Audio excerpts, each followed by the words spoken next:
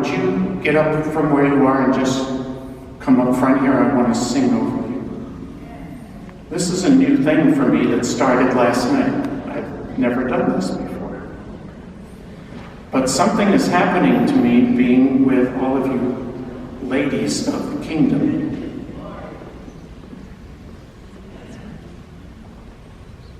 The Lord reminded me during worship tonight that, really? Don't feel bad if you're still sitting down. It's nice.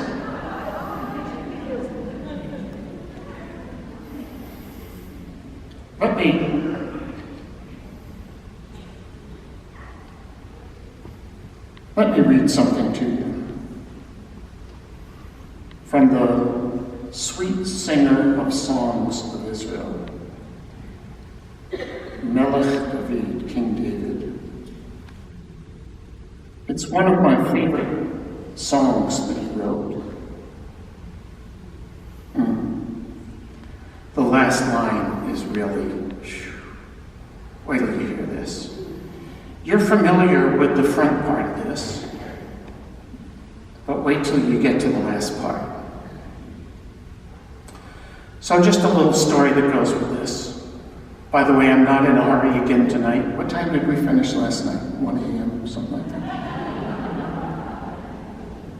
But I know some of you are going to a different church tomorrow, and just feel free if you have to go, go ahead. It won't bother me because I sing in 3 keys at the same time. So. My son Nathan, who normally travels with me, he's 38. He married a Sephardic Jewish girl from Guatemala, and they have a son, Caleb. But when Nathan was just not quite a year old, we had just moved to Bloomington, from Bloomington, Indiana to Rockville, Maryland, to be a part of a Messianic congregation, where I was immediately dubbed the worship leader. We had about 50 people.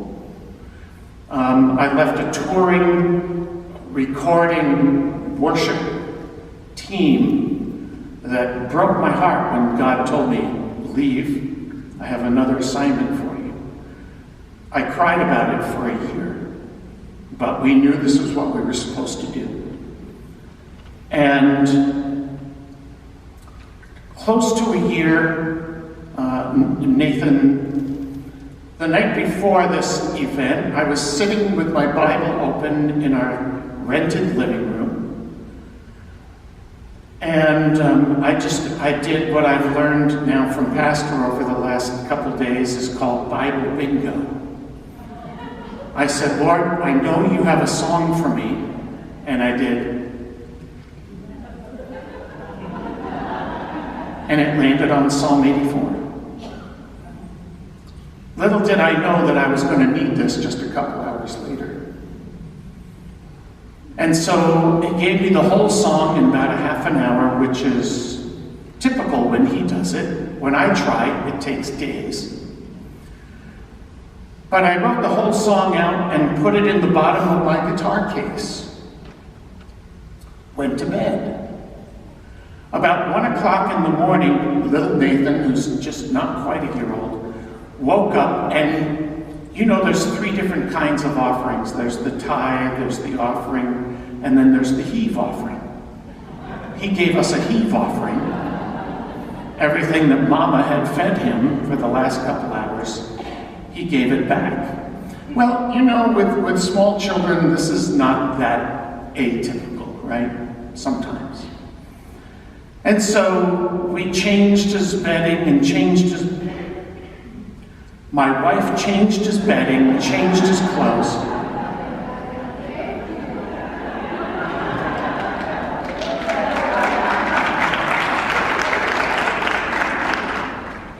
I knew I wasn't going to get away with that one. Put him back to bed. A half an hour later, the same occurrence. A half an hour later, the same occurrence.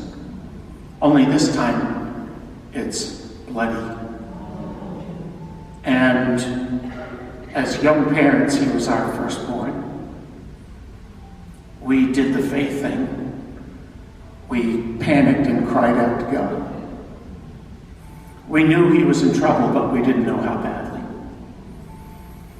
Now, our pediatrician is a Spirit-filled Catholic. I didn't know there was such a thing back in those days, but he proved. Is a delightful man, a personal friend, and he gave us his home phone number. Big mistake. So 3 o'clock in the morning, I called him up and woke him out of bed. This is like 1982. He answered the phone. I told him what was going on. He said, "Paul, there's a severe virus going around. The hospital is full of dehydrated babies. It's very serious. And I'm going to the hospital now to make a place for Nathan. I'll call you because I know there are no beds left. And when I find a place for him, you bring him immediately. We'll run him in. We've got to get fluids in him right now." And he said, "By the way, while you're waiting, take a teaspoonful of Pedialyte and put it in his mouth every 10 minutes. Just keep something in him." And so we did that. We went to the refrigerator, and thankfully we had some Pedialyte, and every 10 minutes we tried to put 1 tablespoon in his mouth, which he immediately gave back. And so we sat there praying over him and trying not to be anxious, waiting for that phone call that would be his salvation and ours. And as we were waiting, the Lord spoke to me so clearly, it was almost, but not quite, an audible voice. He said, "Worship me." And I remember this conversation. I said, "Lord, I'm busy right now." I was a fairly new believer. And he said, louder, "Worship me now." Okay. So as I was going back into the living room to try and minister to my son, who was flat out on the carpet, all the color gone. I mean, he was white as my hair. No color in him at all. And I remember just watching as he was laying on his tummy. I was watching to see, I wanted to make sure that his back was rising and falling, telling me that he was still breathing. It was that intense. And as I went back into the living room, the Lord said, "Worship me now." I was lifting my leg to step over my guitar when I brought it back, opened the case, picked out my guitar, and there was this new song out of the Psalms. And so I put the paper in front of me on the coffee table, and I just started to play. How lovely is your dwelling place, O Lord Almighty. My soul yearns and even faints for the courts of the Lord. My heart and my flesh cry out.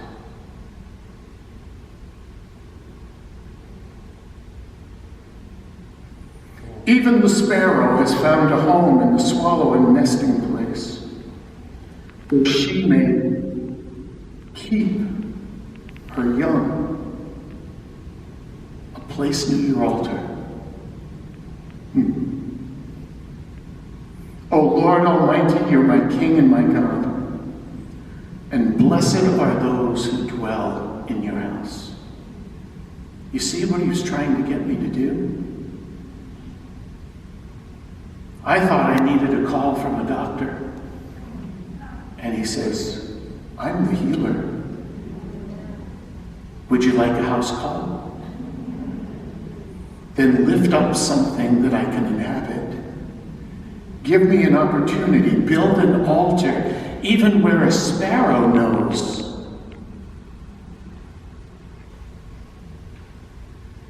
Blessed are those whose strength is in you. You've set their hearts on a pilgrimage as they pass through the valley. You make it a place of springs. My son desperately needed to be watered.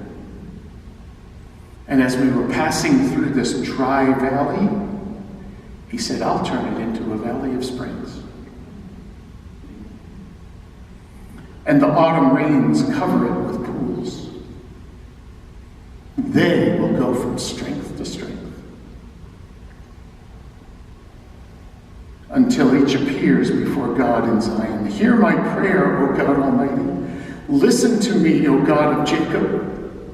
Look upon our shield, and look with favor on your anointed one.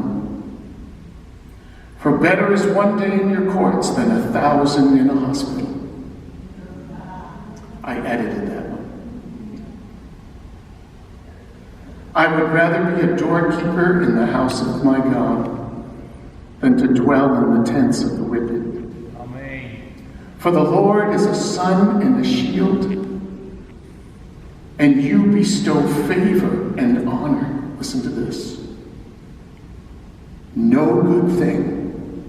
Say that with me. No good thing. Say it again. No good thing will I withhold from him who walks with me. It doesn't say no good thing will I withhold from him who has a huge ministry and flies their own plane. No good thing will I withhold from him who deserves it. No, he said, no good thing will I withhold from you if you'll just walk with me.